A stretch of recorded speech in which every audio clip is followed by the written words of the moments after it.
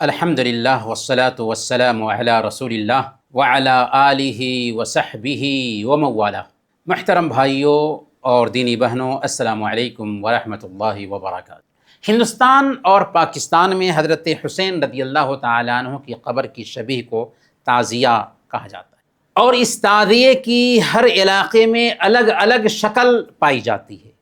اگر ہم تاریخ پہ دھیان دیں تو ہندوستان کا ایک بادشاہ گزرا ہے تیمور لنگ، جو اگرچہ شیعہ نہیں تھا لیکن شیعی فکر کا حامل تھا۔ چونکہ وہ ہر سال کربلا نہیں جا سکتا تھا، اس لیے اس نے حسین رضی اللہ تعالیٰ عنہ کی قبر کی ایک نقل، ایک شبیہ تیار کروائی تاکہ اپنی جگہ پر بیٹھ کر اس نقل کی تعزیت کر سکے، ماتم منا سکے۔ اسی کے بعد بر صغیر میں اس رسم کو تعزیہ کے طور پر منایا جانے لگا۔ تو گویا کہ تعزیہ ایک رسم ہے، اور یہ رسم بھی اسلامی رسم نہیں ہے، اور اسلام میں کوئی رسم نہیں، اسلام میں سنت ہوتا ہے۔ یہ اصل میں ہندوانہ رسم و رواج ہے۔ دیوی دیوتاؤں کی مورتیوں کی شبیہ جیسے ہندو لوگ بناتے ہیں، اسی انداز میں یہ تعزیہ بنایا جاتا ہے، اس کا جلوس نکالا جاتا ہے، اس پر چادریں چڑھائی جاتی ہیں، لوگ اس کے سامنے میں جھکتے ہیں، نظریں دیتے ہیں، منتیں مانگتے ہیں، اس سے لو لگاتے ہیں، اس سے نفع و نقصان کی امید باندھتے ہیں، یا حسین یا حسین پکارتے ہیں۔ گویا آج تعزیہ کے ذریعہ شرک کو عام کیا جاتا ہے، بت پرستی کو عام کیا جاتا ہے، جو اسلام جیسے پاکیزہ دین کے بالکل خلاف ہے۔ اسلام توحید پر مشتمل دین ہے، مسلمان صحیح عقیدہ رکھنے والا ہوتا ہے۔ کتنے غیر مسلم ہیں جو تعزیہ سے خود جا کر کے نفع و نقصان کی امید رکھتے ہیں، تعزیہ بنانے کی منت مانتے ہیں۔ کتنے غیر مسلم خود پیسے خرچ کر کے تعزیہ بناتے ہیں۔ کیوں؟ اس لیے کہ وہ سمجھتے ہیں کہ میری مورتی کے جیسے یہ تعزیہ بھی ہے۔ اور اسلام میں قبروں کی پوجا یا مردے سے نفع و نقصان کی امید رکھنا یہ سراسر شرک ہے، اور اللہ کہ نبی صلی اللہ علیہ وسلم نے بیان فرمایا، لا تجعلوا قبری عیدا، میری قبر کو تہوار نہ بناؤ۔ اسلام کا عقیدہ توحید ہمیں اس بات کا حکم دیتا ہے کہ نفع و نقصان کا مالک صرف اللہ ہے، اسی سے مدد طلب کی جائے گی، اسی سے لو لگایا جائے گا، اسی سے مانگا جائے گا۔ قبروں، درختوں یا شبیہوں سے عقیدہ وابستہ کرنا یہ شرک ہے، اور شرک پر اگر کسی کی موت ہوتی ہے تو اس کے سارے اعمال اکارت ہو جاتے ہیں، اور ہمیشہ ہمیش کے لیے وہ جہنم میں رہے گا، اور کبھی بھی اس کی معافی نہیں ہوگی۔ ان اللہ لا یغفر ان یشرک بہ ویغفر ما دون ذلک لمن یشاء۔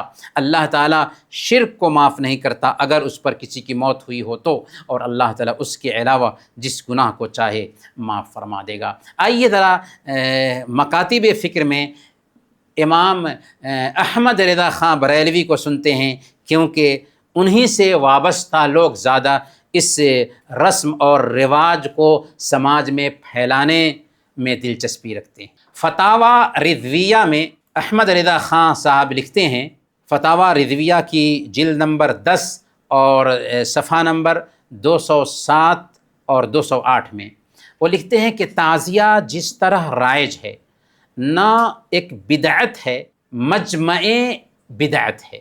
یعنی تعزیہ آج جس انداز میں بنایا جاتا ہے، یہ نہ صرف یہ کہ بدعت ہے، بلکہ بہت ساری بدعتوں کو اس نے اپنے اندر اکٹھا کر رکھا ہے۔ آگے وہ خود لکھتے ہیں کہ تعزیہ میں کسی قسم کی امداد جائز نہیں۔ قال اللہ تعالی ولا تعاونوا علی الاثم والعدوان۔ وہ یہ کہنا چاہ رہے ہیں کہ تعزیہ بنانے کے لیے اگر کسی سے چندہ مانگا جائے، کسی سے پیسے جمع کیے جائیں، تو اس کے لیے جائز نہیں کہ وہ تعزیہ بنانے کے لیے پیسے دے، کیونکہ اللہ فرماتا ہے وَلَا تَعَاوَنُوا عَلَى الْإِثْمِ وَالْعُدْوَانِ، کہ برائی اور سرکشی کے کام میں ساتھ مت دو۔ گویا کہ تعزیہ بنانے یا محرم منانے کے نام پر اگر چندہ کیا جاتا ہے تو اس چندے میں حصہ ڈالنا احمد رضا خاں کے نزدیک جائز نہیں، حرام ہے۔ اسی طریقے سے مفتی مرکز اہل سنت منظر اسلام بریلی شریف مفتی محمد احمد جہانگیر خان صاحب سے پوچھا گیا کہ مروجہ تعزیہ داری جائز ہے یا جائز نہیں، کہ یہ جو تعزیہ بنایا جاتا ہے آج کل کیا یہ جائز ہے یا جائز نہیں ہے؟ تو انہوں نے جواب دیا تعزیہ داری مروجہ ہند ناجائز اور بدعت سیئہ و حرام ہے۔ یعنی آج ہندوستان میں جس انداز میں تعزیہ بنانے کا اہتمام کیا جاتا ہے یہ ناجائز ہے، حرام ہے اور بدعت سیئہ ہے، نہایت ہی بری بدعت ہے۔ اس کے لیے آپ خطبات محرم مفتی جلال الدین احمد امجدی کی کتاب صفحہ نمبر 469 سے 474 تک دیکھ سکتے ہیں۔ اسی طریقے سے رافضیوں کی مجلس میں مسلمانوں کے جانے اور مرثیہ سننے اور ان کی نیاز کی چیز لینے کے بارے میں جب احمد رضا خان صاحب سے پوچھا گیا تو احکام شریعت جلد نمبر 1 اور صفحہ نمبر 129 میں ان کا جواب تھا کہ جانا اور مرثیہ سننا حرام ہے، ان کی نیاز کی چیز نہ لی جائے، ان کی نیاز نہیں اور وہ غالباً نجاست سے خالی نہیں ہوتی، کم از کم ان کے ناپاک قلتین کا پانی ضرور ہوتا ہے، اور وہ حاضری سخت ملعون ہے اور اس میں شرک موجب لعنت ہے، یعنی اس میں جائیں گے تو شرک ہو جائے گا جس پر لعنت آتی ہے۔ اور پھر آگے لکھتے ہیں کہ محرم میں سیاہ اور سبز کپڑے علامت سوگ ہیں، یعنی کسی سیاہ رنگ کے، کالے رنگ کے یا سبز رنگ کے کپڑے پہنے جائیں تو یہ سوگ کی علامت ہے اور سوگ حرام ہے، خصوصاً سیاہ کے شعار رافضیان لیام ہے کہ یہ بیوقوف شیعوں کا شعار ہے، اس لیے ایسا نہیں کرنا چاہیے۔ تو یہ رہا بیان احمد رضا خان اور ان کے مکتب فکر کے لوگوں کا۔ اب دیوبندی مکتب فکر سے بھی کچھ اقوال ہم آپ کے سامنے رکھتے ہیں تاکہ ہمیں سمجھ میں آ سکے کہ ہم کہاں جا رہے ہیں اور ہمارا سماج کہاں جا رہا ہے۔ مولانا ابو الحسنات عبد الحی لکھنوی بہت بڑے حنفی عالم ہیں، ان سے حضرت حسین رضی اللہ تعالیٰ عنہ کا تعزیہ بنانے کے بارے میں پوچھا گیا تو ان کا کیا جواب تھا؟ فتاویٰ مولانا عبد الحی صفحہ 93 میں دیکھا جا سکتا ہے۔ انہوں نے کہا کہ عشرہ محرم یا اس کے ماسوا کسی بھی وقت تعزیہ و علم و دلدل وغیرہ بنانا بدعت ہے، یعنی محرم کی 10ویں تاریخ کو یا کسی بھی دن تعزیہ بنانا یا جھنڈا لٹکانا یا دلدل بنانا یہ سب بدعت ہے، جس کا ثبوت نبی صلی اللہ علیہ وسلم کے زمانے سے لے کر تابعین تک نہیں ملتا۔ یہ تمام چیزیں خود اپنی ایجاد اور مقرر کردہ ہیں، یعنی لوگوں نے اپنی طرف سے بنا لیا ہے، جن کا احترام کرنا بتوں کی پرستش کے مشابہ ہے۔ یعنی اگر کوئی اس طرح سے جھنڈے لٹکاتا ہے یا تعزیہ بناتا ہے یا دلدل بناتا ہے تو بتوں کی پرستش، بتوں کی پوجا کے جیسے یہ کام بھی ہو جاتا ہے۔ تو مولانا عبد الحی لکھنوی نے اس کو بت پرستی سے تعبیر کیا۔ اسی طریقے سے ایک اور سوال پوچھا گیا ان سے کہ بغیر عقیدہ کے صرف تماشائی طریقہ پر تعزیہ دیکھنا جائز ہے یا نہیں؟ یعنی ایک انسان عقیدہ نہیں رکھتا ہے تعزیہ کے تعلق سے، لیکن جب تعزیہ کا تہوار منایا جا رہا ہے تو اس میں جاتا ہے صرف دیکھنے کے لیے تماشائی بن کر، تو کیا تماشائی بن کر تعزیہ دیکھنے کے لیے جانا جائز ہے یا نہیں ہے؟ تو مولانا عبد الحی لکھنوی نے جواب دیا کہ تعزیہ دیکھنے میں کیا تماشا ہے، کسی بدعت کے کام کو نہیں دیکھنا چاہیے۔ یعنی اگر کوئی آدمی تعزیہ دیکھنے جاتا ہے تو اس میں کیا تماشا ہے؟ بدعت کے کام کو دیکھنے کے لیے نہیں جانا چاہیے، بلکہ بدعت کے ہر کام کو اولاً ہاتھ سے اور نہیں تو زبان سے رد کرنا چاہیے، اور تیسرا درجہ یہ ہے کہ دل سے نفرت کرے، اور یہ سب سے ضعیف ایمان کی علامت ہے۔ گویا کہ اگر کوئی آدمی دیکھنے جاتا ہے تو یہ بھی غلط ہے، بلکہ بدعت کو پہلے نمبر پر ہاتھ سے روکنا چاہیے، اگر ہاتھ سے نہیں تو زبان سے روکیں، اگر زبان سے نہیں تو کم سے کم دل میں اس کو برا سمجھیں۔ یہ فتاویٰ مولانا عبدالحی صفحہ نمبر 95 میں موجود ہے۔ اب آئیے مولانا اشرف علی تھانوی، جن کو حکیم الامت کہا جاتا ہے، ان کی کتاب ہے باضابطہ اصلاح الرسوم۔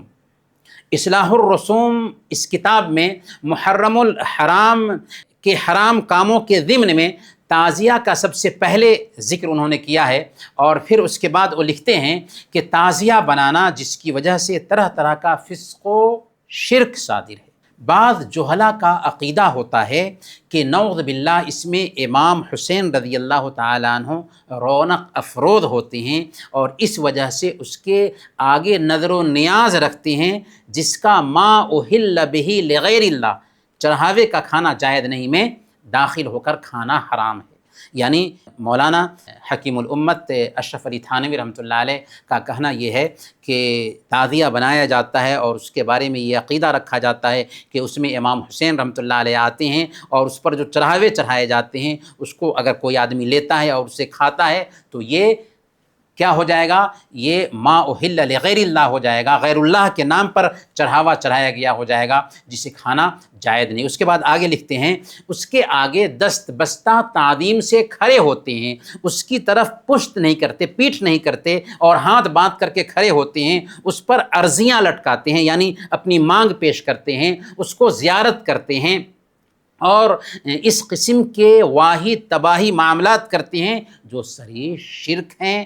ان معاملات کے اعتبار سے تعزیہ اس آیت کے مضمون میں داخل ہے، اتعبدون ما تنحتون، یعنی مولانا اشرف علی تھانوی کہتے ہیں کہ یہ سارے کام کیا ہیں؟ صریح شرک ہیں۔ تعزیہ میں جو کچھ بھی ہوتا ہے یہ صریح شرک ہے، اور اس قبیل کے جو کام ہیں انہوں نے کہا کہ اس آیت کے مضمون میں شامل ہے، اتعبدون ما تنحتون، کیا تم ایسی چیز کو پوچھتے ہو جس کو خود تراشتے ہو؟ گویا کہ مولانا اشرف علی تھانوی نے سمجھایا کہ آج جس شکل میں تعزیہ کو برتا جاتا ہے یہ سراسر شرک ہے، یہ بت پرستی ہے کہ ایک انسان خود سے تعزیہ بناتا ہے اور پھر اسی کو پوج رہا ہوتا ہے، اور یہ سب کے سب دین کے نام پر ہوتا ہے، اسلام کے نام پر شرک کو پھیلایا جاتا ہے۔ اب سوال یہ ہے کہ جب ہماری شریعت میں ان بدعات و رسوم کے لیے کوئی جگہ نہیں ہے، بریلویوں کے علماء کا فتویٰ سن لیا، احناف کے علماء کا فتویٰ سن لیا، تو یہ چیز آخر آئی کہاں سے؟ سنیے ہندوستانی مورخ مولانا اکبر شاہ خان نجیب آبادی کو۔ مولانا اکبر شاہ خان نجیب آبادی کی ایک بہت ہی مشہور کتاب ہے تاریخ اسلام، 3 جلدوں میں، وہ دوسری جلد صفحہ نمبر 517 سے 518 کے اندر تعزیہ کی شروعات کی تاریخ پر روشنی ڈالتے ہوئے بہت ہی پتے کی بات عرض کرتے ہیں۔ وہ کیا کہتے ہیں آئیے سنتے ہیں۔ وہ لکھتے ہیں کہ 352 ہجری کے شروع ہونے پر ابن بویہ، جس کو معز الدولہ کہا جاتا ہے، ابن بویہ، اس نے حکم دیا کہ 10ویں محرم کو، اور آپ کے علم کے لیے یہ عراق میں بادشاہ تھا، معز الدولہ نے، ابن بویہ نے حکم دیا کہ 10ویں محرم کو امام حسین رضی اللہ تعالیٰ عنہ کی شہادت کے غم میں تمام دکانیں بند کر دی جائیں، بیع و شراء بالکل موقوف رہے، یعنی خرید و فروخت بند کر دی جائے، شہر و دیہات کے تمام لوگ ماتمی لباس پہنیں، ماتم کا لباس پہن لیں، کالا کپڑے پہن لیں، اور اعلانیہ نوحہ کریں، عورتیں اپنے بال کھولے ہوئے، چہروں کو سیاہ کیے ہوئے، کپڑوں کو پھاڑے ہوئے، سڑکوں اور بازاروں میں مرثیہ پڑھتی ہوئیں اور منہ نوچتی اور چھاتیاں پیٹتی ہوئیں نکلے۔ شیعوں نے اس حکم کی بخوشی تعمیل کی، مگر اہل سنت دم بخود اور خاموش رہے۔ یعنی جب ابن بویہ نے، معز الدولہ نے یہ حکم جاری کیا تو شیعوں نے اس کو تو قبول کر لیا، لیکن اہل سنت کو تعجب ہوا کہ یہ کیا کر رہا ہے بادشاہ۔ بلکہ شیعوں کی حکومت تھی، چونکہ ابن بویہ شیعہ تھا۔ آگے لکھتے ہیں کہ آئندہ سال سن 353 ہجری میں پھر اسی حکم کا اعادہ کیا گیا، دوبارہ یہ حکم دہرایا گیا، اور سنیوں کو بھی اس کی تعمیل کا حکم دیا گیا۔ اب زبردستی سنیوں کو بھی حکم دیا گیا کہ ویسے ہی کریں جیسے شیعہ کر رہے ہیں۔ اہل سنت اس ذلت کو برداشت نہ کر سکے، چنانچہ شیعہ سنیوں میں فساد برپا ہوا اور بہت بڑی خون ریزی ہوئی۔ یعنی اہل سنت نے برداشت نہیں کیا کہ ہم کو بھی کیوں اس طرح کے کام پر مجبور کیا جا رہا ہے، چنانچہ اہل سنت اور شیعوں میں بہت فساد ہوا، خون ریزی ہوئی۔ اس کے بعد شیعوں نے ہر سال اس رسم کو زیر عمل لانا شروع کر دیا، اور آج تک اس کا رواج ہندوستان میں ہم دیکھ رہے ہیں۔ عجیب بات یہ ہے، مولانا اکبر شاہ نجیب آبادی اپنے زمانے کی بات لکھ رہے ہیں، عجیب بات یہ ہے کہ ہندوستان میں اکثر سنی لوگ بھی تعزیہ بناتے ہیں۔ افسوس کی بات یہی ہے کہ یہ سنیوں کا کون سا دین ہے؟ یہ دین تو دوسروں کا تھا، لیکن سنیوں نے کیوں اپنا لیا؟ دین کے نام پر یہ سب ہو رہا ہے۔ تو دینی بھائیوں اور پیاری بہنوں، یہ حقیقت ہے اس نئے دین کی، جس کی شروعات شیعی بادشاہ معز الدولہ نے سب سے پہلے عراق میں کیا تھا، اور بر صغیر میں تیمور لنگ نے اس تعزیہ کی روایت کو عام کیا۔ پیارے بھائیوں اور دینی بہنوں، جب یہ بات کلیئر انداز میں ہمارے سامنے آ گئی کہ کسی بھی مسلک کے عالم نے محرم میں ہونے والی بدعات و خرافات اور رسومات کے لیے کوئی بھی نرم گوشہ نہیں اپنایا، پھر یہ کام دین کے نام پر ہند و پاک میں بڑے پیمانے پر کیوں عام ہو رہا ہے؟ بات سمجھ میں آ رہی؟ جب کسی بھی عالم نے، کسی بھی مکتب فکر کے عالم نے اس طرح کی خرافات کے لیے کوئی نرم گوشہ اختیار کیا ہی نہیں ہے، تو یہ چیزیں آخر عام کیوں ہو رہی؟ اس کی تحقیق کے لیے ذرا ہم ایک شیعی عالم کی وضاحت سنتے ہیں۔ ایران کے ایک شیعہ عالم تھے ڈاکٹر موسیٰ موسوی۔ انہوں نے شیعت میں اصلاح کی کوشش کی، وہ اگرچہ شیعہ ہی رہے لیکن اس میں اصلاح کرنے کی کوشش کی تھی۔ انہوں نے ایک کتاب لکھا، الشیعہ والتصریح، الصراع بین الشیعہ والتشیع۔ اس کتاب میں وہ لکھتے ہیں کہ ایران و عراق کے شیعی علاقوں میں عاشورہ کے دن سینہ کوبی اور زنجیروں سے مارنے کی شروعات کب ہوئی، اس کی ہم تعین نہیں کر سکتے۔ البتہ اس میں کوئی شک نہیں کہ 10ویں محرم کو شہادت حسین کے غم میں سروں پر تلواریں مارنے اور اپنے کو لہولہان کرنے کی رسم ہندوستان سے ہی ایران و عراق میں آئی ہے، اور یہ اس وقت کی بات ہے جب انگریز ان ممالک پر حکومت کر رہے تھے۔ انگریزوں نے ہی شیعوں کی جہالت سادہ لوحی اور امام حسین سے ان کی غلو آمیز محبت کا فائدہ اٹھاتے ہوئے ان کو سر پھٹول کی تربیت دی۔ شیعہ عالم کی یہ صراحت اس بات پر دلالت کرتی ہے کہ انگریز یہ چاہتے تھے کہ مسلمانوں کو اس طرح کی رسومات میں پھنسا کر ان کو گنوار ثابت کریں، تاکہ ان کو گنوار ثابت کرنے کے بعد مہذب بنانے کے نام پر ان کے لیے ان پر حکومت کرنا آسان ہو جائے۔ اور لوگوں نے دین کا نام لے کر کے ایسا کرنا شروع بھی کیا، گویا کہ ہندوستان پاکستان سے یہ روایت اس شیعہ عالم کے بقول عراق اور ایران میں منتقل ہو رہی ہے۔ دوسری وجہ، ہندوستان پر ایک زمانہ تک شیعی فکر غالب رہی ہے۔ تیمور لنگ جو سلطنت مغلیہ کے بانی ظہیر الدین بابر کا دادا تھا، تیمور لنگ نے شیعی فکر کو سب سے زیادہ بر صغیر پاک و ہند میں پروان چڑھایا، اور آپ نے سنا بھی کہ تعزیہ کی جو روایت ہے اسی کی دین ہے ہندوستان میں۔ تیسری جو اہم وجہ ہے، آج کے سیاستدان ہیں جو اپنی سیاست کی روٹی سیکنے کے لیے اس رسم کو زندہ کیے ہوئے ہیں۔ چند سالوں پہلے کی بات ہے، محرم کے موقع سے میں اپنی بستی میں تھا۔ میں نے خطبہ دیا اور لوگوں کو سمجھایا کہ محرم کی بدعات کا سنیوں سے کوئی تعلق نہیں ہے۔ میں نے کہا کہ آپ کے دشمن یہ چاہتے ہیں کہ آپ اپنے دین کو بھول کر رسم و رواج میں الجھ جائیں۔ آج وہ آپ سے تعزیہ بنوا رہے ہیں، کل آپ سے مورتیاں بنوائیں گے۔ اس لیے ہم آپ سے گزارش کرتے ہیں کہ آپ اپنے دین کی طرف لوٹ آئیے۔ نوجوانوں کو میری یہ جو بات تھی بہت پسند آئی۔ انہوں نے جھنڈا جو لٹکا رکھا تھا اسے اتار دیا، اور تعزیہ بنانے والوں کے ساتھ میری خاص ایک میٹنگ تھی، مجلس تھی، اس میں نے ان لوگوں کو سمجھایا تو انہوں نے بھی کوئی خاص تعزیے سے اپنی عقیدت کا اظہار نہیں کیا۔ روایتی انداز میں انہوں نے کہا کہ چونکہ ہمیں پیسے ملتے ہیں بہت سارے اس لیے ہم بنا دیتے ہیں، اور وعدہ کیا کہ ہم نہیں بنائیں گے۔ اس کے بعد مجھے خود سفر کرنا تھا، آ جانا تھا۔ اس کے بعد ہمیں پتہ چلا کہ اس سال بھی دھوم دھام سے محرم کے رسومات منائے گئے۔ کیوں؟ اس لیے کہ سیاستدانوں کے مفادات اس سے جڑے ہوئے ہوتے ہیں۔ تو محترم بھائیو، محرم الحرام کی یہ جو بدعات ہیں، یہ جو رسومات ہیں، انہیں ختم کرنا دینی فریضہ ہے، سماجی فریضہ ہے، اور ایک مسلمان کی ذمہ داری ہے کہ سماج میں اگر کوئی غلط چیز دیکھے تو اس کو ختم کرنے کے لیے کمر بستہ ہو جائے۔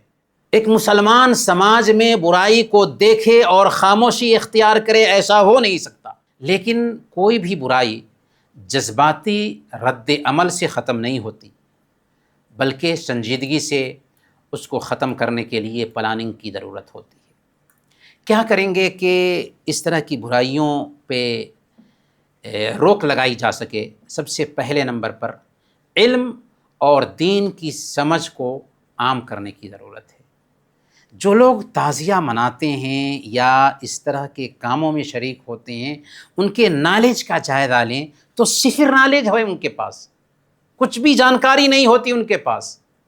تو اسی لیے جب وہ عاشوراء کی عظمت کو سمجھیں گے، محرم الحرام کے مہینے کی فضیلت کو سمجھیں گے کہ اس کا حضرت موسیٰ علیہ السلام سے تعلق ہے، حضرت حسین علیہ السلام کی شہادت سے اس کا تعلق نہیں ہے، تو بات ان کو سمجھ میں آ جائے گی کہ ہمارا دین تو الگ ہے، یہ تو نیا دین ہے جسے ہمارے سماج پہ تھوپا گیا ہے۔